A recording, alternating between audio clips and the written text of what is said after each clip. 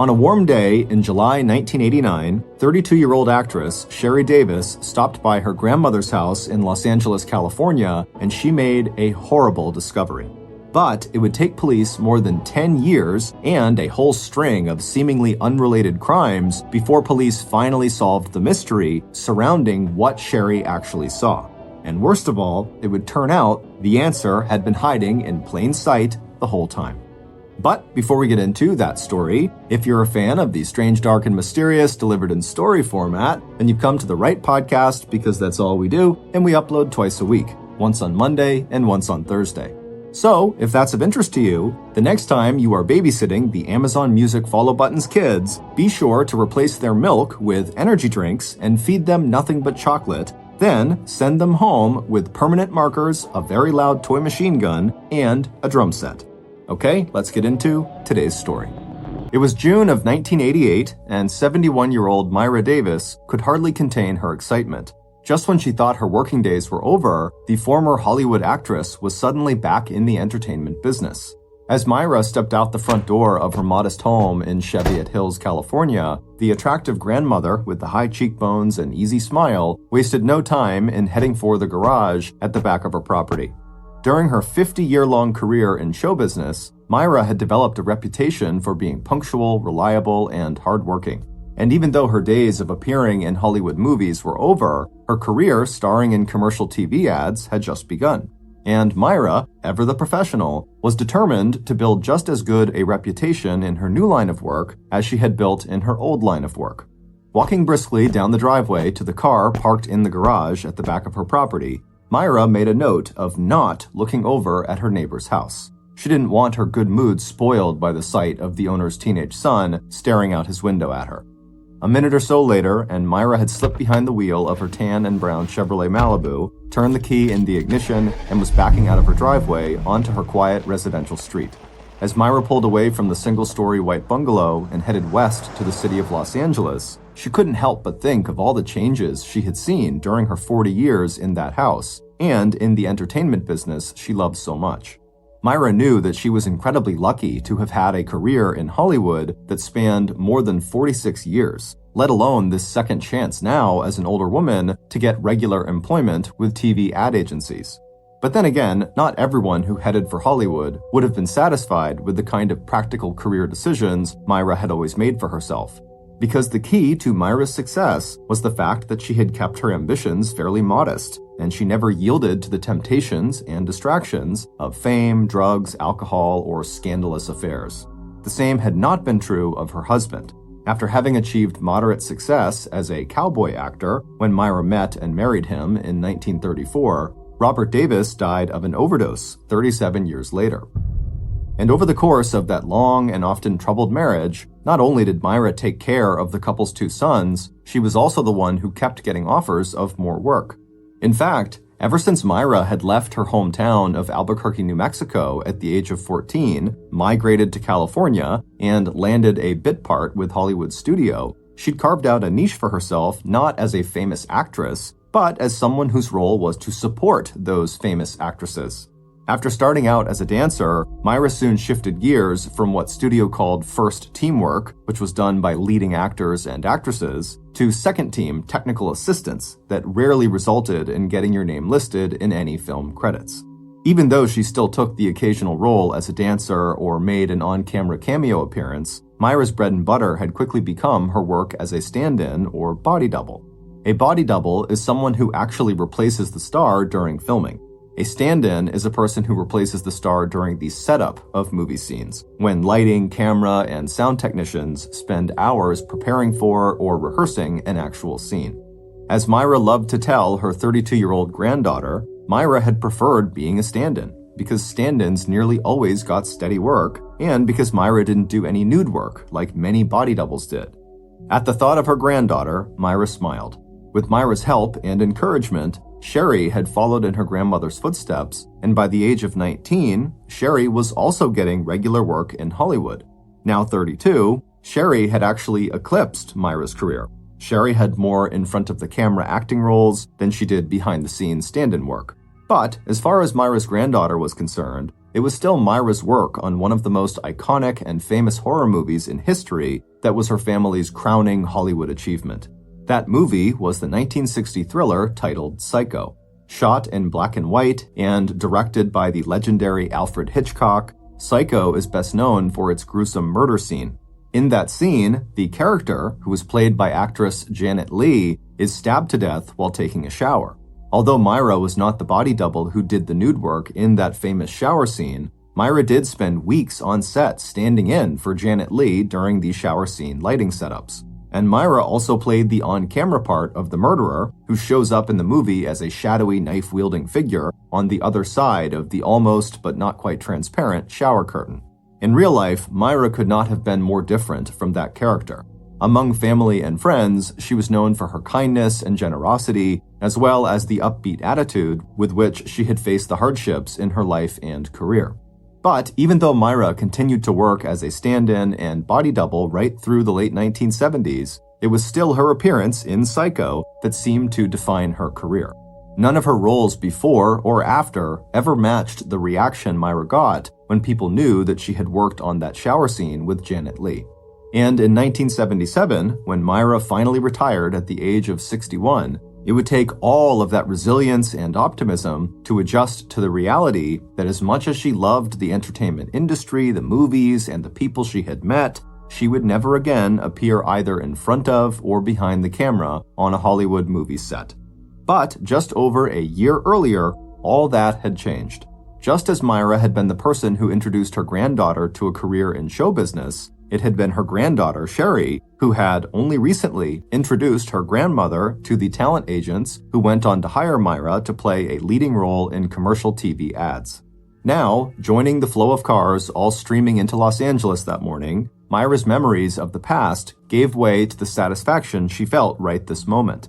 Whether she was in a backstage dressing room in Hollywood having a cup of coffee with Janet Leigh, or pitching home-style cookies or rental cars on TV, it was all showbiz to Myra. Gripping the wheel of her car a little tighter, Myra glanced at her watch. She had just enough driving time left to do a few mental run-throughs of that day's script before she arrived at the TV studio. A few weeks later, at 10:30 a.m. on Sunday, July 3rd, Sherry Davis pulled into the driveway of her grandmother's white bungalow at 2917 South Beverly Drive. An hour earlier, Myra's son and Sherry's uncle out in Idaho had called Sherry to say he could not get in touch with Myra, and would Sherry just drive in person to Myra's house to make sure there was nothing wrong. And as soon as Sherry drew her car to a stop and saw the stack of newspapers piled up against her grandmother's front door, an alarm bell started going off in Sherry's mind. Myra, who loved to do the daily crossword puzzle in the newspapers, would never let her newspapers pile up like that, any more than she would leave her tan and brown Chevy Malibu parked outside the garage long enough to gather the thick layer of dust Sherry was seeing on the car right now as she now made her way to the front door of her grandmother's house. Even though Sherry could see a light on just inside the house, the door was locked. And even after knocking and ringing the bell and calling out to her grandmother that it was her, Sherry, there was no answer, and no sound of movement from inside the house. Sherry's chest suddenly felt tight. She knew her grandmother rarely left the house before noon unless she had a work assignment. Moving several steps to her right, Sherry saw that the curtains were still drawn over the big 6-pane glass front window that looked into the living room. That wasn't like Myra either. She kept her ground-level bedroom drapes closed, but opening the curtains in other rooms meant she could keep the overhead lights off and save a little on her electric bill. Walking around to the back of the house, Sherry went to the one window that she knew was always unlocked and uncovered. It was a small pane of glass set high up on the exterior wall of Myra's bedroom. Myra always left it uncovered so her beloved cats could sit inside on the sill and look out at the world. A few moments later, standing on top of an outdoor table she had positioned below that small opening, Sherry was looking down at her grandmother's bed. And what Sherry saw was so horrifying, she had to catch herself to keep from falling. And even after Sherry had jumped off that low table and run back to the front of the house, she was still trying to process what she'd just glimpsed through that window. For a second, Sherry looked over at the neighbor's house, but instead of asking them for help, Sherry jumped into her car, and when she couldn't find a payphone near her grandmother's house, she drove as fast as she could back to Playa del Rey, where her house was. Stumbling in through the front door, Sherry told her husband, John, exactly what she had seen. By the time first responders had arrived at Myra's house on South Beverly Drive that Sunday morning, Sherry's husband was there to meet them. Unlike Sherry, John had brought the keys to Myra's house with him, and a moment later, the emergency medical technicians had unlocked the door to the little white bungalow. But it would turn out that the medics and police were much, much too late to help Myra. The 71-year-old grandmother lay on her bed, the bedspread and sheets bunched underneath her. Naked from the waist down, her belly was distended, and her maggot-infested body was already in an advanced stage of decomposition. A little over an hour before, when Sherry had looked through the small window into her grandmother's bedroom and seen her grandmother's swollen and lifeless body, Sherry had told herself that Myra must have died of a heart attack or some other natural cause, and that the condition of her body must be due to the fact that Myra had been lying there undiscovered for days. But Sherry's assumption had been wrong. There had been nothing natural at all about her grandmother's death. According to police, the woman who now lay on that rumpled bed and who had once famously played the role of the murderer in the hit movie Psycho had herself been violently raped and then strangled to death with a pair of her own nylon stockings. Cheviot Hills, where Myra lived, was not a high-crime area. Located west of Los Angeles, it was a modest but affluent neighborhood that had, over the years, been home to many actors like Myra and her husband. With its views of the local golf course and country club, it was a place where residents felt safe, and where murders like this just did not happen. But despite the public pressure to find and punish the person who killed Myra, right from the start, the investigation into her death was complicated, not only by the delay in discovering Myra's body, but also by a lack of suspects and obvious motives. By the time Los Angeles detective Gary Fullerton began his investigation into Myra's homicide, collecting physical evidence, swabbing the body for DNA, snapping pictures, and dusting for fingerprints, the medical examiner's autopsy report estimated that Myra had already been dead for 8 days. And looking at the crime scene, Detective Fullerton's first assumption was that Myra had been the victim of a random burglary, meaning she may not have had any personal connection to her killer.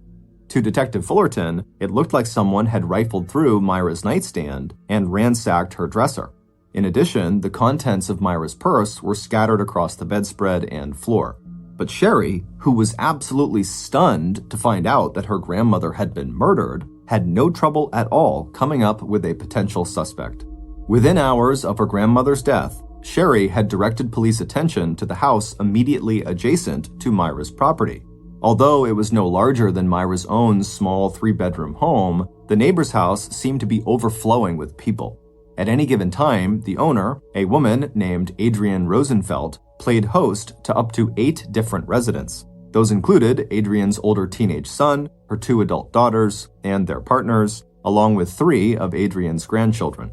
According to Sherry, both she and her grandmother had suspected Adrienne's son, Joel Steen, of spying on them from his bedroom window, as well as making unwanted advances and visits to the house when Sherry was visiting her grandmother. Sherry said that Myra had even gone so far as to say that she was actively afraid of the young man.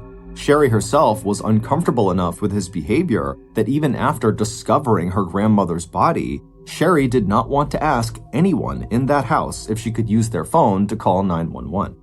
As for the other occupants of that house, Sherry said her grandmother got along well enough with Adrienne, who owned a nearby nail salon, and aside from the family's constant bickering, neither Sherry or her grandmother had had any issues with the older daughter's husband or the younger daughter's boyfriend who did odd jobs around the neighborhood. But what seemed like a promising first lead quickly led to what would become a series of dead ends. After interviewing Adrienne and her family members and guests and checking their alibis, Detective Fullerton eventually came back to Myra's family and said he'd cleared everyone, including Adrienne's son, of any involvement. Instead, based on conversations with an assortment of neighbors, as well as some of Myra's family members and people she knew through her work at the TV studio, the detective had a new name at the top of his suspect list, and that person was none other than Sherry's own younger brother. According to Myra's neighbors, Myra's 31-year-old grandson, a known drug abuser who had a history of asking Myra for money, had recently been living at Myra's house. And although Myra's grandson would later provide investigators with an alibi and pass a lie detector test, he would remain a person of interest to the Los Angeles police force, especially when every other lead that Detective Fullerton pursued in the weeks that followed came up completely empty. And months later, when the Myra Davis murder case ground to a halt and the murder file was quietly shelved alongside dozens of other unsolved cold cases handled by the Los Angeles County Police Department, Sherry's brother remained under that cloud of suspicion.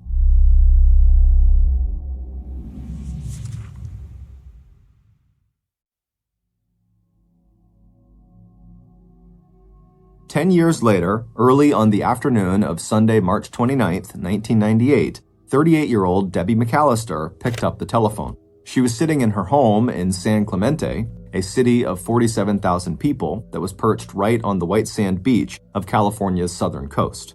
Once again, Debbie dialed the number of her mother's apartment 90 miles north in West Los Angeles, a residential area not far from Cheviot Hills. And once again, at the other end of the line, she heard the busy signal.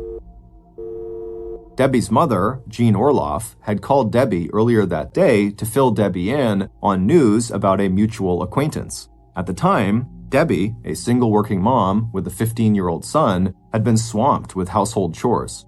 Not wanting to miss any of the details, Debbie had told her mom that Debbie would call back that afternoon when both of them could settle in for an unhurried conversation. Now, putting the telephone receiver back in its cradle, Debbie pushed the first flicker of worry out of her mind. Maybe her mother had taken the phone off the hook while she went down to do laundry in the basement of her apartment complex, and then forgotten to hang the receiver back up before going out to visit with one of her many friends.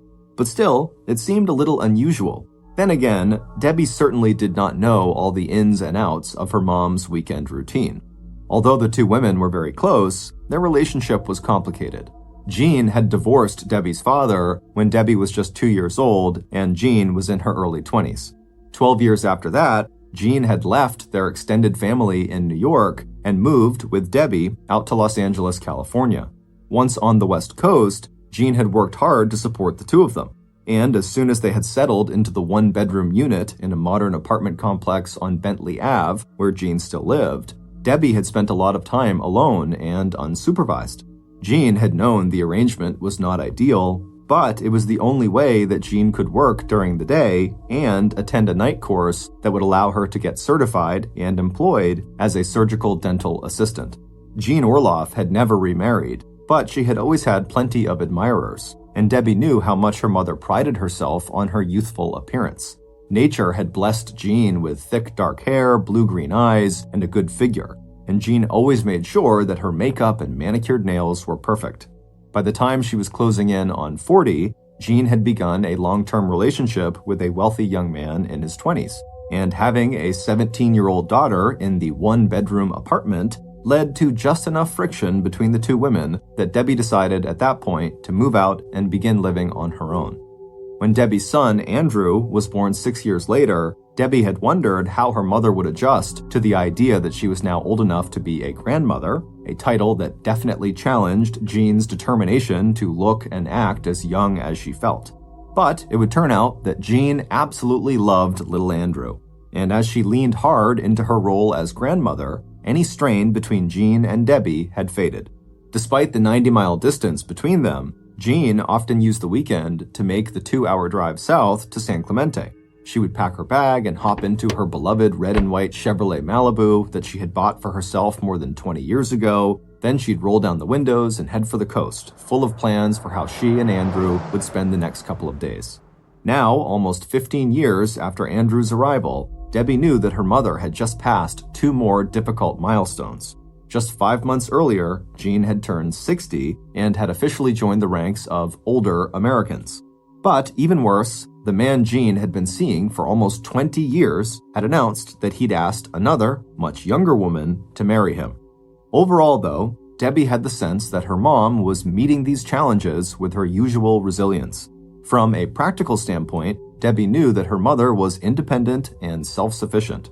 The local Avon lady, who sold makeup and skincare products to Jean at her home, was married to a man who could help Jean with any minor repairs around her apartment. And from a social perspective, Jean was keeping herself upbeat and busy.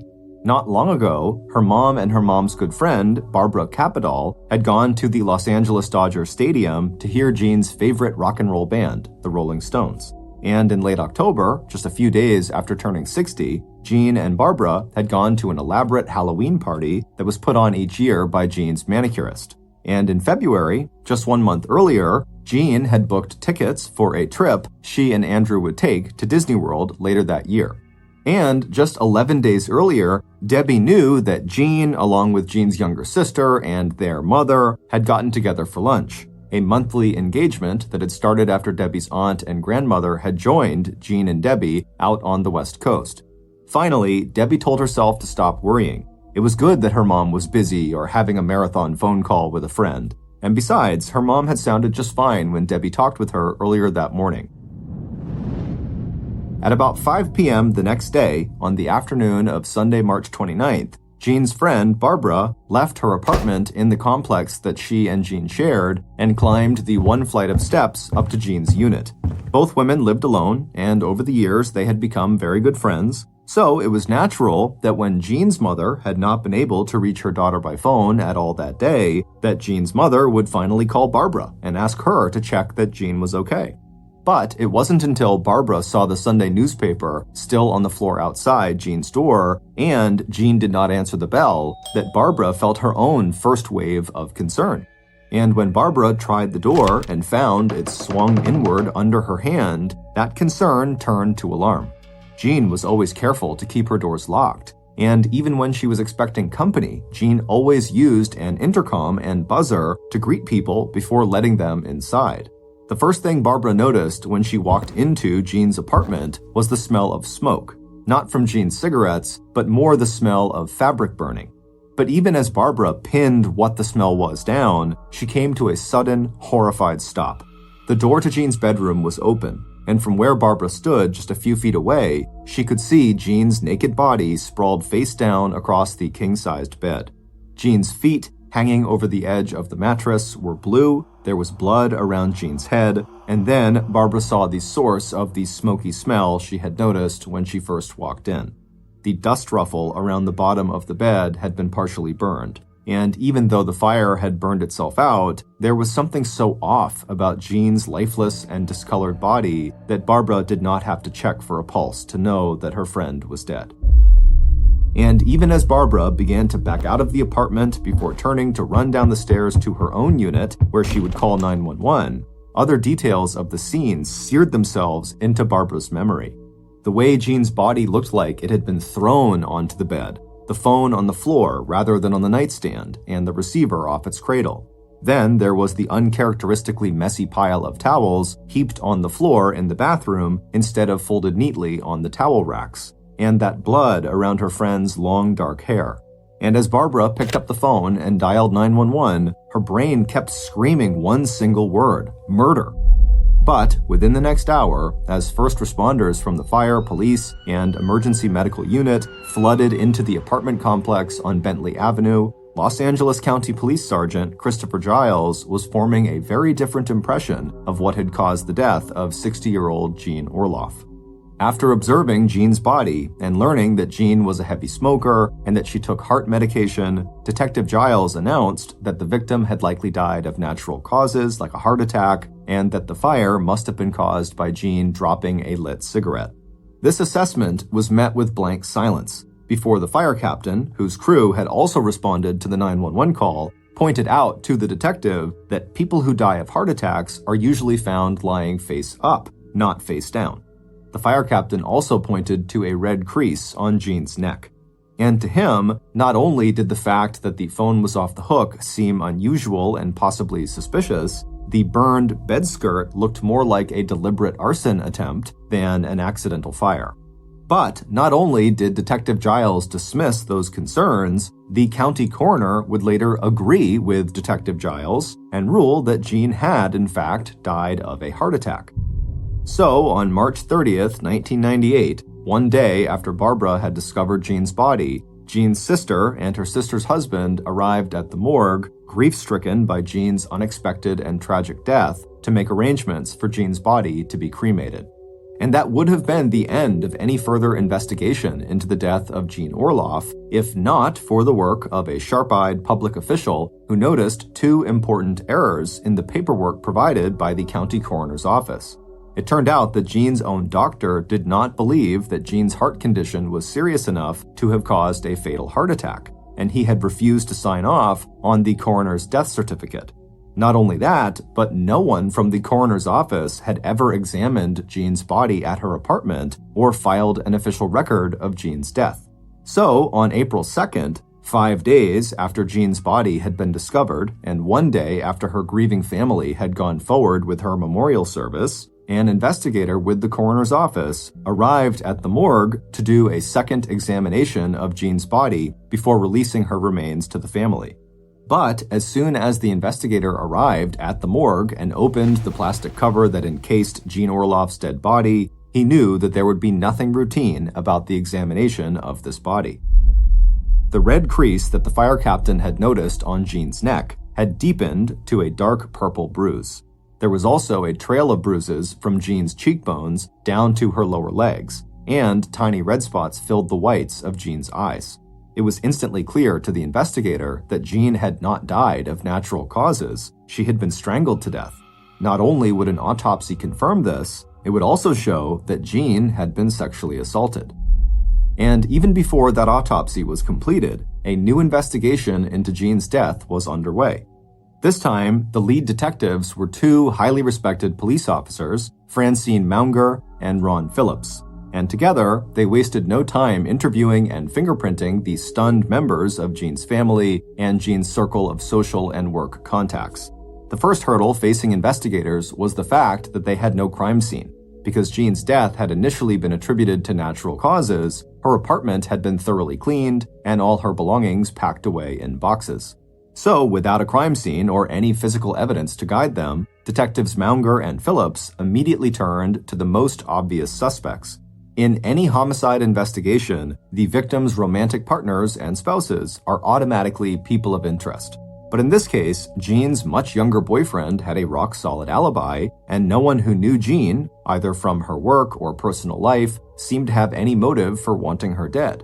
Knowing they needed to think outside the box if they were going to solve this case, Detective Maunger decided it was time to talk with the one person in a woman's life who might know more about her than even her closest friends. And that person was Jean's longtime beautician. Detective Maunger explained it to her partner this way. Being female, I know we talk about our lives to our hairdressers and manicurists. We use them as sounding boards. And on Tuesday, April 7th, the same day that Detective Maunger set off to talk with this new potential witness, investigators received a telephone call that changed everything. Within hours, police were combing through their backlog of cold cases, looking for the unsolved murder of a 71-year-old woman named Myra Davis, who had also lived in Cheviot Hills, and who had been raped and then strangled 10 years earlier. The tip that would help break these two murder cases came from a parole agent for the California Department of Corrections. According to John Widener, one of the released prisoners he supervised, a man who had served jail time for committing forgery, had heard about Jean Orloff's murder.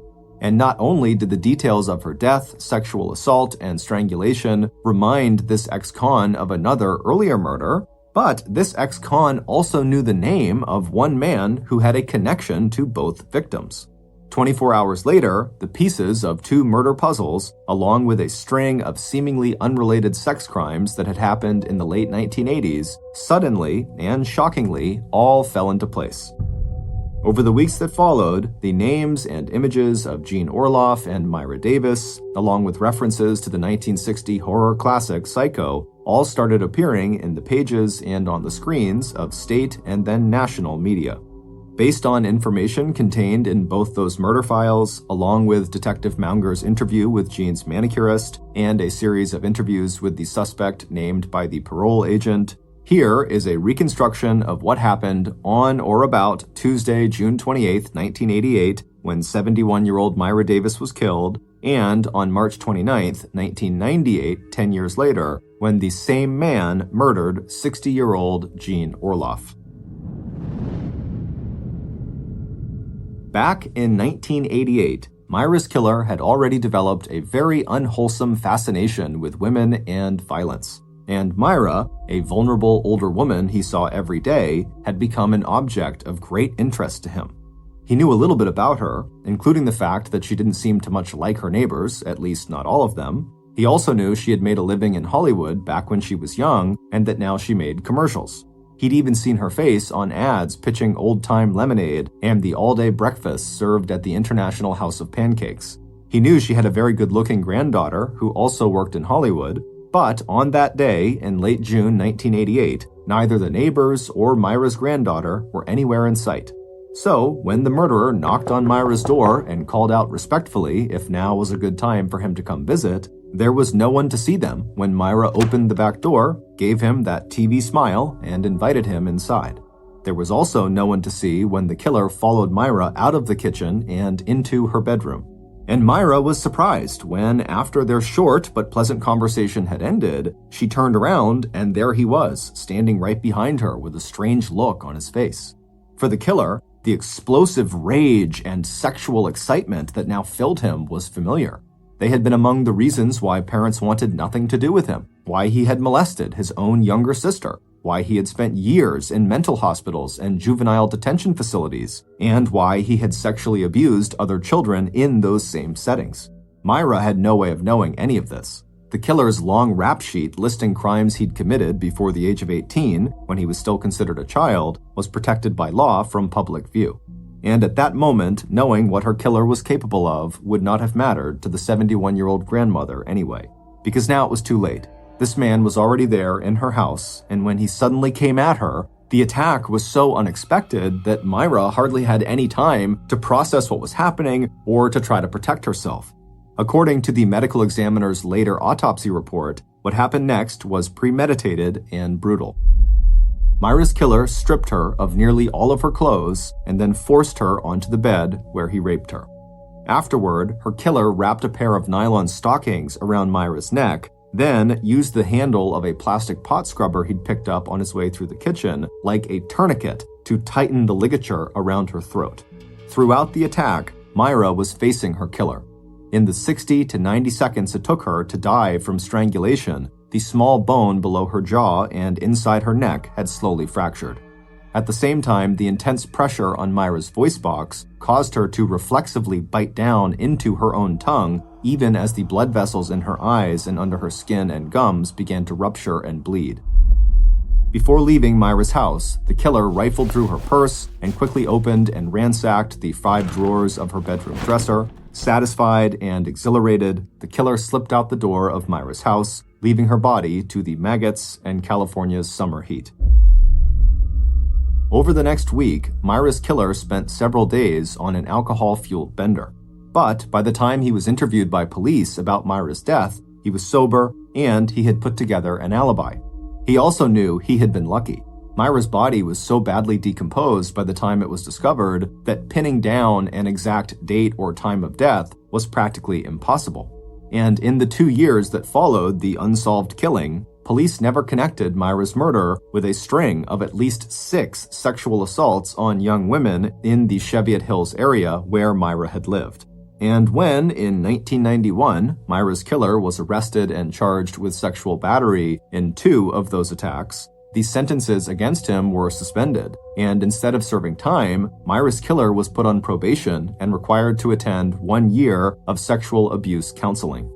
The killer's next encounter with the law occurred on March 6, 1992, when an elderly couple out for a stroll in Cheviot Hills saw him kicking the small dog he was holding at the end of a leash.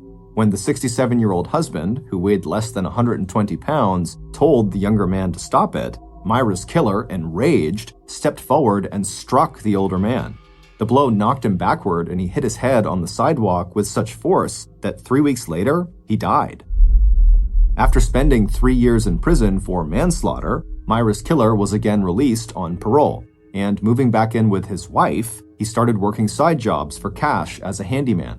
And by the beginning of 1998, One of his customers was an attractive and vibrant 60-year-old divorcee named Jean Orloff.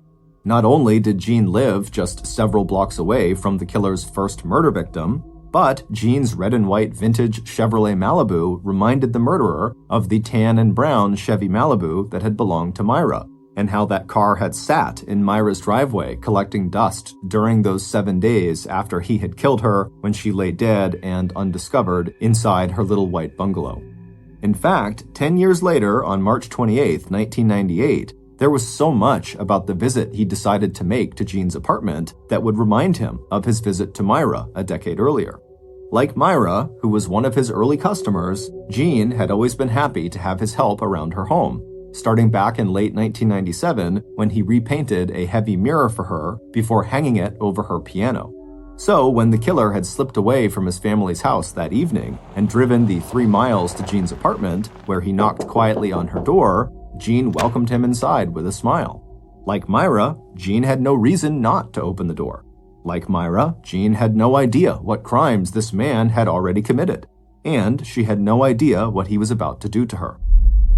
But once the killer attacked, Jean fought back with every ounce of strength she had. And even though Detective Giles would later insist that Jean had died of natural causes, the autopsy that doctors performed 5 days after Jean's body was sent to the morgue told a very different story. Like Myra, Jean had been raped, but blunt force trauma to the back of her ribcage showed that the killer had probably had to jam his knee into her back to force her face into the mattress so he could subdue her.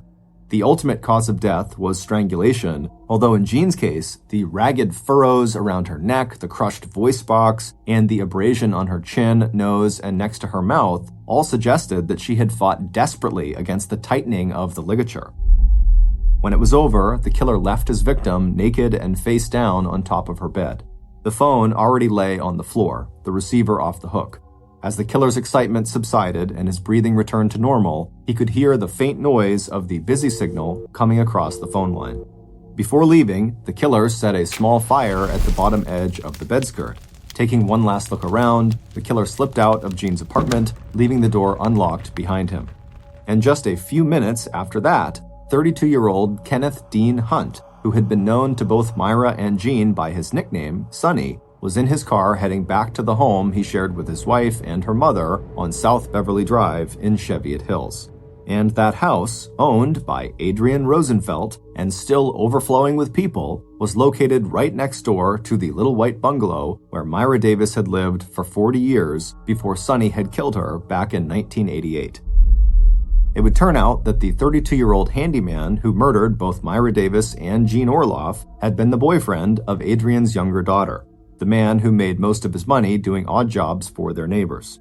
4 months after being interviewed and cleared as a possible suspect in Myra's murder, Sonny had gone on to marry Adrian's daughter. He had also cultivated a loving relationship with his mother-in-law. Adrian, along with her daughter, always found excuses for Sonny's inability to hold down a regular job, and they would both insist that later charges against him for sexual assault and manslaughter were unfounded. As Myra's neighbor, Adrian had made a point of recommending Sonny to Myra as a part-time handyman. And as the owner of a popular local beauty salon, Adrian made the same glowing recommendation to her older single female clients who also might appreciate the services of someone who could come to their home and do minor repairs and yard work.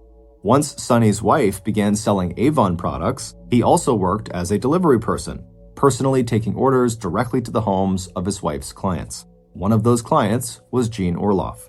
Not only had Jean been a longtime customer at Adrian's nail salon, she had attended Adrian's big Halloween party in 1997. Jean also bought skin products from Adrian's daughter and hired Sonny as a part-time handyman. As for the tip that finally broke the 2 murder cases, that came from Adrian's son, Joel Steen. As a teenager, Joel may have creeped out Myra and her granddaughter Sherry with his unwanted attention, but it was a charge of forgery, not stalking, that would eventually land him in prison for a few years before he got out on parole.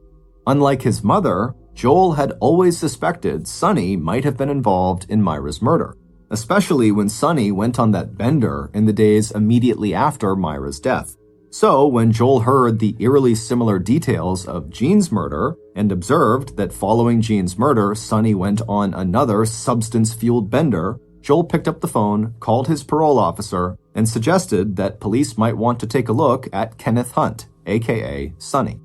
Meanwhile, Detective Maunger's interview with Jean's manicurist, Adrienne Rosenfeld, would also lead investigators to make a direct link between Sonny and his two murder victims. And unlike the general public, investigators would also have access to Sonny's juvenile records that would detail his lengthy and disturbing history of violence and sexual assault. Samples of Sonny's semen would later match the samples collected from the bodies of both Myra and Jean.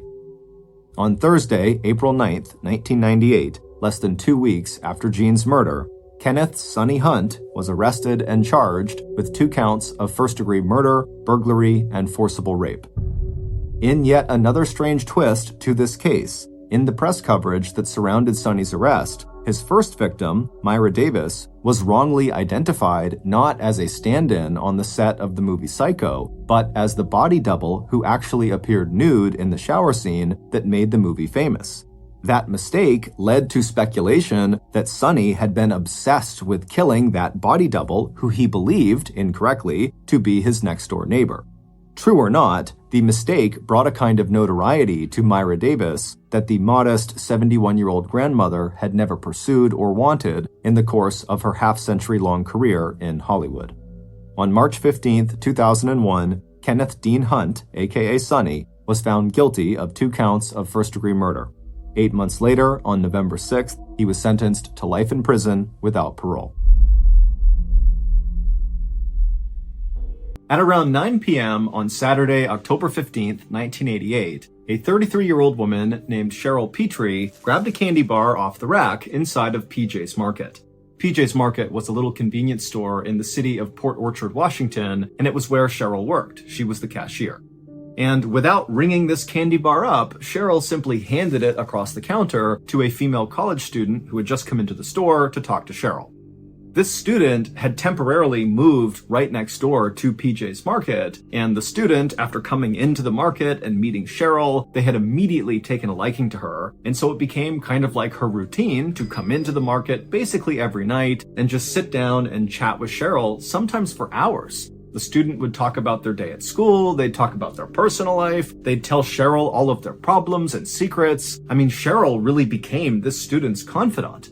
And believe it or not, this was an effect that Cheryl had on lots of people. Cheryl was incredibly kind, she was empathetic, she was a great listener, she never acted like she was judging you, and she never gossiped about people. And also Cheryl had a very disarming sense of humor. It was very goofy, she was always cracking up at jokes that she had made, and so people just felt at ease around Cheryl. And they typically left interactions with her in a good mood. And on this night, when the student had come into the market, they had told Cheryl that they actually had found an apartment in Port Orchard that they were going to be moving to, so they were going to be leaving PJ's where they were now. But the student had said that they really had no money, and so it was going to be a challenge to furnish this apartment. Heck, it was going to be a challenge just to buy groceries for this apartment. And when Cheryl heard this, she first congratulated the student, but then also said, well, hey, I'll give you some of my own furniture because I don't need it all, and that will help you furnish the apartment. And then also Cheryl had grabbed that chocolate bar off the rack and given it to the student for free as a sort of like, here's your first grocery as well. The student was totally floored by Cheryl's generosity and tried to tell her, keep your furniture and you can keep this chocolate or I'll pay for it. But Cheryl insisted. She was like, nope, tomorrow I will bring you furniture and please take this candy bar. And so the student finally relented and thanked Cheryl profusely. And really, this behavior was so typical of Cheryl. She was a single mom raising a 9-year-old girl and a baby boy, and so she worked 2 jobs to make ends meet. On the weekends, she worked at PJ's Market, and then during the week, she worked at a Ford car dealership. But despite being totally swamped basically all the time providing for her family, any spare time Cheryl had, she tried to give it to other people. Whether that was helping a coworker with their resume or baking some goodies for a sick friend at church, Cheryl was all about helping other people. The area of Port Orchard where Cheryl lived was only about an hour away from the big city of Seattle, but to Cheryl, this part of Port Orchard felt much farther away than that. She lived in this tiny little blue single-story house that was tucked away in the woods, surrounded by all these tall trees. The road to her house was very rural and winding, and so where she lived felt very isolated. It was a beautiful area, no doubt, but it was also kind of a bad neighborhood. In fact, a man had been shot and killed not far from Cheryl's house just a year earlier. But this home was all she could afford. Basically, Cheryl was poor and had almost nothing of her own. But whatever she did have, she was far more likely to give away than keep for herself. Eventually, Cheryl would tell the college student that she really needed to get back to the other customers and kind of do her job and not just sit here and chat this whole time. And so the student said, thank you again for the candy and for the offer of the free furniture. And then the student left the store, at which point Cheryl reached into her pocket and grabbed some change and dumped it in the register to pay for the candy bar. Even though Cheryl knew she very likely could have gotten away with simply giving out the candy and not paying for it, Cheryl was unfailingly honest, and so she knew she wanted to pay for the candy. Cheryl would man the register until 11 p.m. that night, chatting with many more regulars who came in and out, and then at 11 p.m., Cheryl locked the front door, and then she checked the register to make sure it was all balanced and all the cash was in there, and then by 11:15, she was calling her boss to report that her shift had gone fine and that she was taking off for the night. After Cheryl had left and locked the store behind her, she made her way out to her beat-up silver sedan car that was parked outside, and then she began the drive back home, knowing that she'd be right back to PJ's the very next morning, right when it opened at 7 a.m. At the same time that Cheryl was wrapping up for the night and making her way home, her ex-husband, Roland Pitre, who lived on the other side of town, was very excited. This was the night that Roland was going to win back Cheryl. Roland glanced at his watch and saw it was just past 11 p.m., and so it was almost time. He imagined how happy Cheryl would be when he unveiled his big surprise.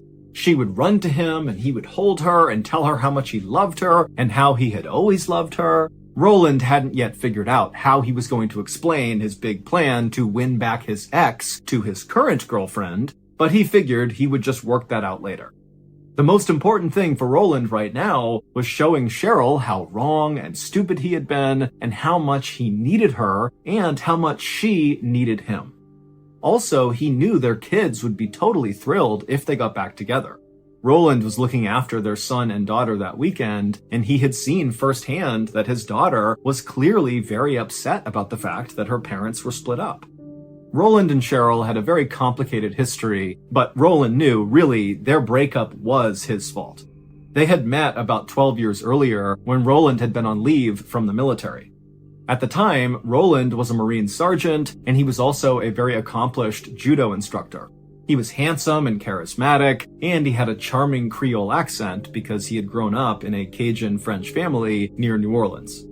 But despite how appealing Roland looked, he actually was kind of a terrible romantic partner.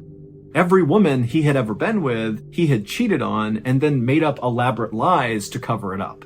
But regardless, Cheryl had fallen head over heels in love with Roland.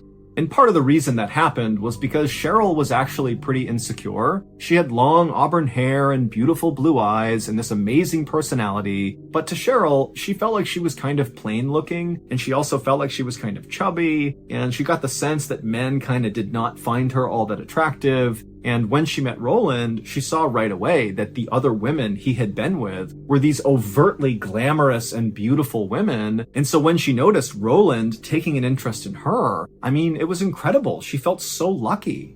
And so Roland and Cheryl had gotten married, they had had their daughter together, and then basically right away, Roland had begun cheating on Cheryl.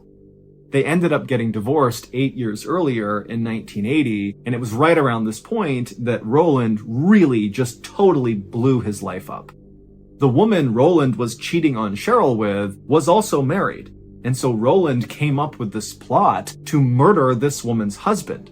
And the husband would get murdered, but when Roland was on trial, the prosecutors couldn't really untangle what his actual role was in the murder. It was not clear if he really was the guy who did the killing, or if he simply had kind of come up with the idea and other people had done it. And so ultimately, Roland was found guilty for his role in this murder, but he was only sentenced to 6 years in prison. And strangely enough, it was actually during this time that Roland was in jail that he and Cheryl kind of came back to each other. While Roland was behind bars, he had this epiphany that Cheryl was the best thing that ever happened to him, and he totally screwed it up. And so he began writing her letters, telling her how much he loved her and how sorry he was for being unfaithful. And also he began explaining that, the charges he was found guilty of in connection to this murder were totally not true, that he had been screwed. And Cheryl had eventually begun writing back to Roland, telling him that she still loved him too. And they actually would get remarried while Roland was in prison. And then when he got out of prison, he moved in with Cheryl and their daughter in Port Orchard, and they would have another baby together, their son, and then also Roland enrolled in nursing school. And so for a time, this family was back together and everything was great. But eventually, Roland went back to his old ways and began cheating on Cheryl again, and before long, the couple had separated again and began living separately. And so fast forward back to the night of October 15th, 1988, and Roland is anxiously waiting to begin this big plan to win Cheryl back, and he glances at his watch and he sees it's now 11:30 p.m., which means it's go time. And so Roland, he stands up really quickly and begins walking towards the front door of his house when suddenly he feels so lightheaded that he actually falls back on the couch and passes out cold. Roland had serious blood pressure issues, and sometimes if he stood up too quickly, it would make him feel really dizzy and he would faint, and so that's what happened. And then at some point after he fainted, Roland kind of came to, but he was in such a fog mentally that instead of, going out and doing this big plan to win Cheryl back, he just kind of wandered his way upstairs and climbed in bed with his girlfriend and fell asleep for the rest of the night. Cheryl was due back at PJ's Market the next morning at 7 a.m. She was going to open the store and also drop off that furniture with the college student. But when the first customers, including that college student, arrived at PJ's Market, they saw the door was locked and the lights were off inside. Now, all of these customers knew Cheryl really well and they really liked her, and they knew she should have been there by that point. This was totally uncharacteristic of Cheryl to not be there on time, and so it wasn't long before these patrons began calling Cheryl at her home. But Cheryl never picked up. However, remember, this is 1988, so people didn't have cell phones, they used landlines, and so it was totally normal to periodically call someone and not have them pick up. It just meant they weren't home. Now, at first, people in Port Orchard just kind of assumed that, there must be a rational explanation for why Cheryl is not at work. Maybe there was a family emergency, maybe her car didn't start, but there had to be some sort of reasonable reason for her absence.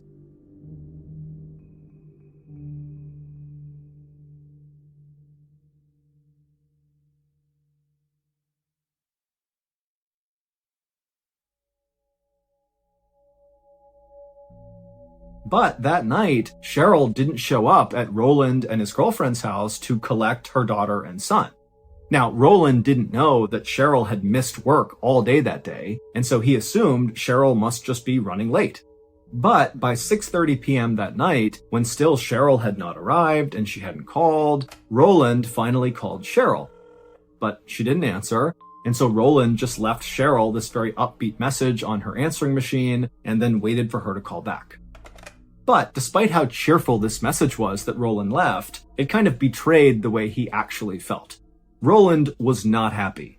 That morning, when he had woken up and realized he had slept through the night and not done the big plan to win Cheryl back, he felt so stupid. He had this chance to win her back, and he blew it. But over the next couple of hours, when Cheryl did not return Roland's call, he went from being solely worried about, how he blew this opportunity to win his ex-wife back, to now just being concerned about his ex-wife. Where is she? What's going on? And so late that night, Roland would actually call the police and report Cheryl missing. A deputy came out to Roland's house to take down this report, and then Roland actually gave the deputy a spare key to Cheryl's place, and then this deputy went to Cheryl's house. It was totally quiet. He knocked, there was no answer. He let himself inside using this spare key, and he found the home was totally in order. There was no sign of any disturbance whatsoever. The deputy eventually walked over to Cheryl's answering machine, and he saw there was a blinking light, which meant there were messages that had not been played yet. And so he hit play, and the first message was from Cheryl's daughter, who was calling to say goodnight and I love you. And then there were several messages from customers from PJ's Market that were calling to ask, why Cheryl was not at work and was she okay. There was a message from Cheryl's boss also asking, what's going on? Why aren't you at work? And then there was that message from Roland, who had called when she had not come to pick up the kids. And then the last message on the machine played, and when the deputy heard it, he knew something was terribly wrong. The last message was from a stranger who was calling Cheryl to be like, hey, I found your purse floating in Lake Union, which is near Seattle. And the stranger was like, I don't know if your purse was stolen and dumped here, or if you were here and you left it in the water or something, but I'd love to give the purse back to you. And the stranger left a phone number for Cheryl to call so she could come and pick up her purse. Lake Union was only about an hour away from Port Orchard, where Cheryl lived, but there was just no real reason she would ever be around Lake Union. She never went on trips. She didn't have the time or money to, even for short ones, like going to Lake Union an hour away. And then also, Cheryl's entire life was in Port Orchard, and her life was her kids, her jobs, and the church. And so there was just no logical explanation for why Cheryl's purse would be in Lake Union. But regardless, detectives from Port Orchard, along with police from Seattle, linked up and went out to Lake Union and began looking for Cheryl's car, because maybe she did go out here, maybe she did lose her purse in the water, and maybe she's still here. But Lake Union is a very busy place with lots of people and businesses living right along the water's edge, and even more people living right on the water in houseboats. And so there were literally thousands and thousands of cars all over Lake Union, so trying to find Cheryl's nondescript silver sedan took some time. But on the night of October 19th, so 3 days after Cheryl had failed to show up at PJ's Market for that 7 a.m. opening, police would find her car near Lake Union. And at first, it seemed like, Cheryl must have just driven here and abandoned the car for some reason, because there was no sign of a struggle inside or outside of the car. There was nothing strange about this car. It was just parked in a lot. But when authorities went around to the back of the car and used a screwdriver to pop open the trunk, they realized right away that that could not have been what happened, because Cheryl was in the trunk, and she was deceased and very clearly had been beaten to death. The investigation into Cheryl's murder would take more than a decade. The police started with Roland because 1, he was Cheryl's ex-husband, and 2, because Roland had previously been convicted for his role in a murder, even though the details of exactly what he did were never really clear. But Roland had an alibi that was airtight. He had witnesses that could confirm he was nowhere near Lake Union or Cheryl on the night that she was killed. And Roland was very cooperative with police after finding out what happened to his ex-wife. He was really bent out of shape. And so Roland very quickly signed paperwork to allow detectives to come into his home and search it and search all of his things. And he also began regularly contacting the police to offer up any information he could think of that could be useful, including an odd story he told about this young man that was following Cheryl around in the few days before she died. He didn't know much about it, but he knew there was something odd happening with this young man. Now, Roland didn't really have much more information than this suggestion that somebody was following her around, and so police were never really able to fully follow up on that lead.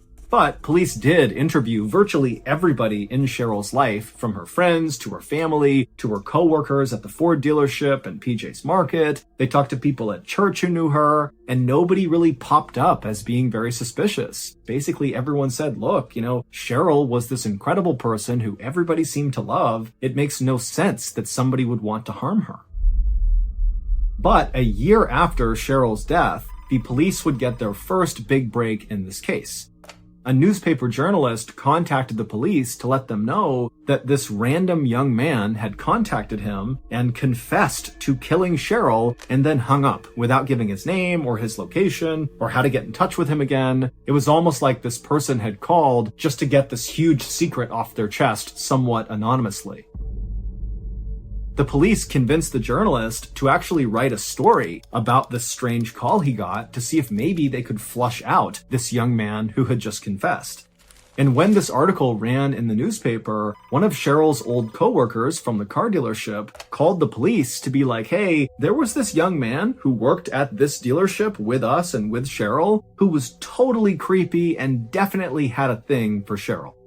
The coworker said this guy's name was Albie Brotsweller and that he worked in the garage and he was known as a kind of odd guy with a short temper who totally creeped out all the women who worked at the dealership.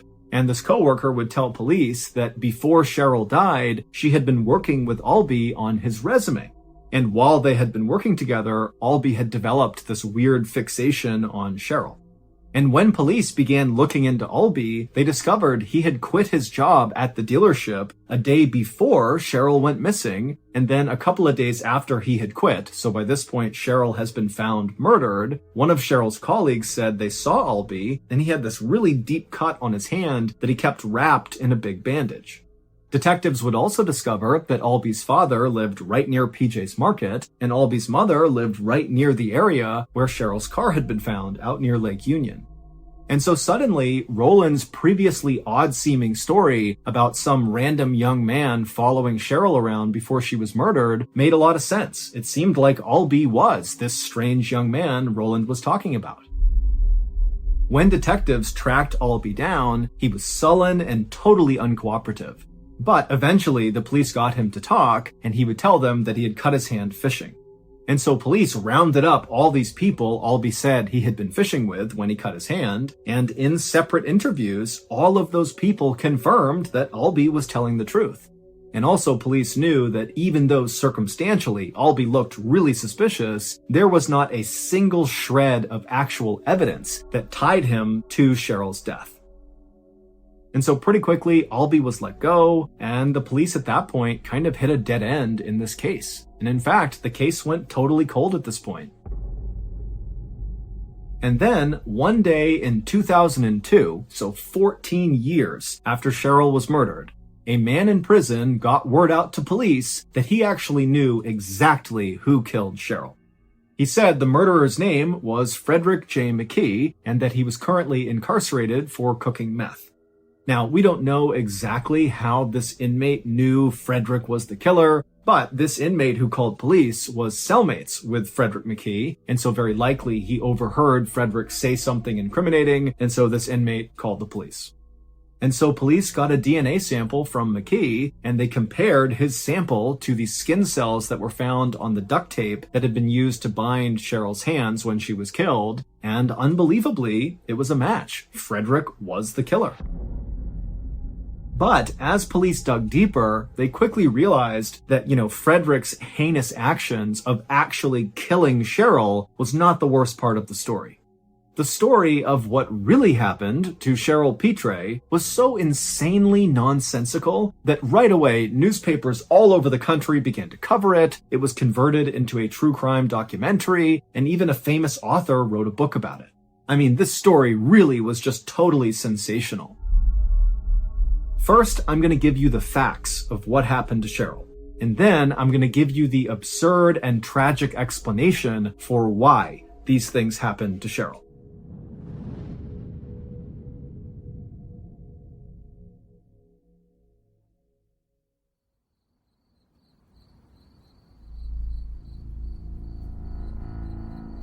Late on the night of October 15th, 1988, so the night that Cheryl disappeared, the meth cook, Frederick J. McKee, ambushed Cheryl as she came home from PJ's Market.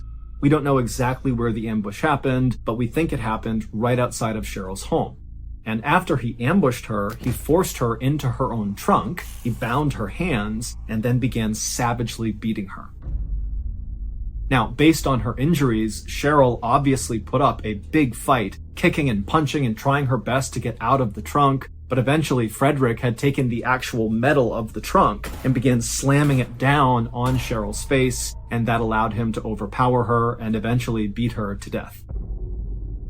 And then after she was dead, he shut the trunk with Cheryl inside of her car, and then he drove her car all the way out to Lake Union, and then he abandoned the car with Cheryl still inside of it and chucked her purse into the water.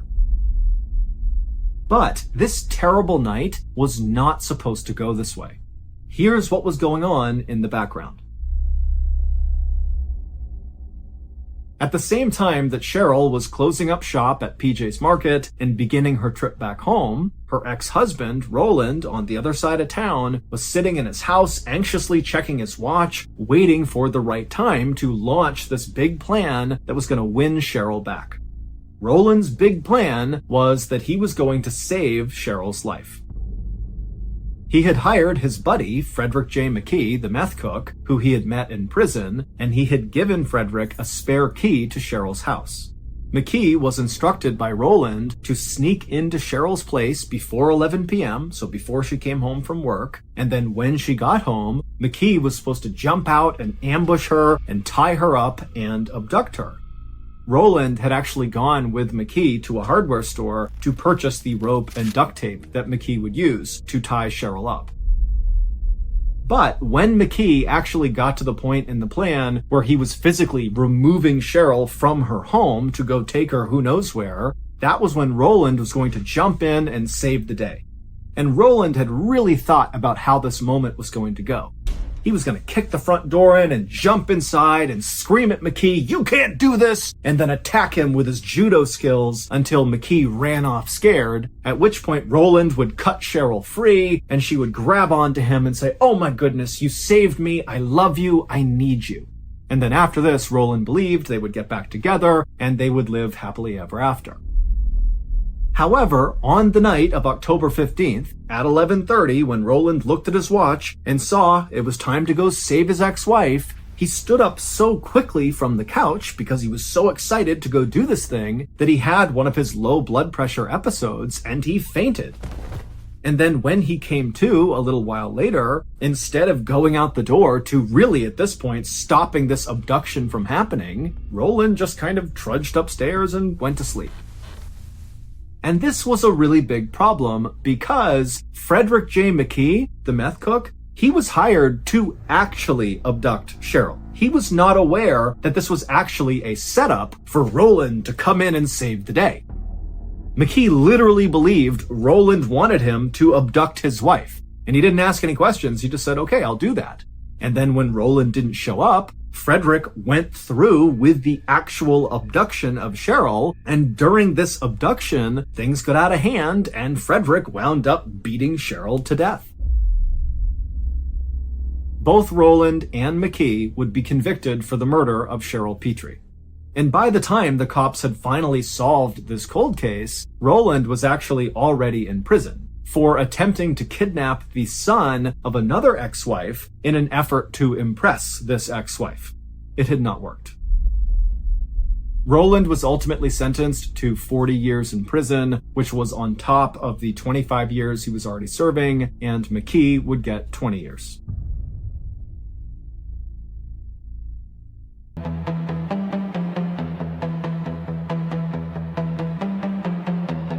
All the walls are breathing slowly. Cracks like rivers trace the night. Shadows fold around the memory of a love that wouldn't die.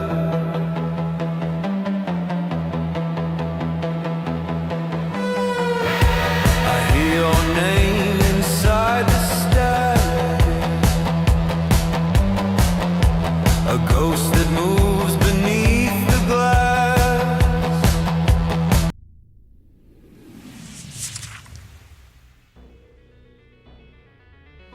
Thank you for listening to the Mr. Ballin podcast. If you enjoyed today's story and you're looking for more strange, dark, and mysterious content, be sure to check out all of our studio's podcasts. We have this, which is Mr. Ballin Podcast, also Mr. Ballen's Medical Mysteries, Bedtime Stories, and Runful. To find those shows, just search for Ballin Studios wherever you listen to your podcasts. If you want to watch hundreds more